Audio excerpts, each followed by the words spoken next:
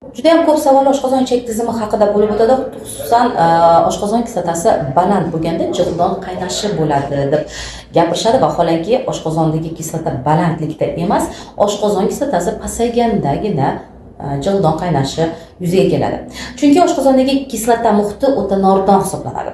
Bu nordonlik muhitini ko'rsatkichi bor. Bu ko'rsatkich 1,5 dan 2,5 gacha bo'ladi.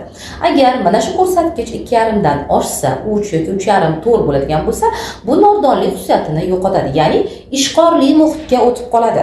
Natijada jig'ildon qaynash mana shu yerdan boshlanadi. Chunki oshqozondagi salang kislota qanchalik nordon bo'lsa, sfinkter, ya'ni pishivodga bog'langan sfinkter darvoza deyiladi. O'sha yopiladi. Oshqozonga ovqat narsa tushishi bilan yaxshigina yopiladi. Agar kislota muhiti o'zgarsa, bu sfinkter bo'shashib qoladi. Natijada mana shu kislota sfinkter orqali pishivoddan mana shu tomoqqa borib jig'ildon qaynashi yuzaga keladi.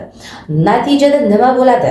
Bu qaynash boshlangandan keyin, ya'ni kislota muhiti pasaygandan keyin butun hazm tizimida zboy boshlanadi. Aynan oshqozon ichak tizimidagi muammolar mana shu oshqozondagi salang kislotasini balandligidan emas, pasayib ketganidan yuzaga keladi. Chunki oshqozondagi kislota, bu salang kislota nafaqat bizni ovqatimizni hazm qilib beradi, balki kirgan ovqatlarni, ozuqani dezinfeksiya qilib berish xususiyatiga ham ega hisoblanadi.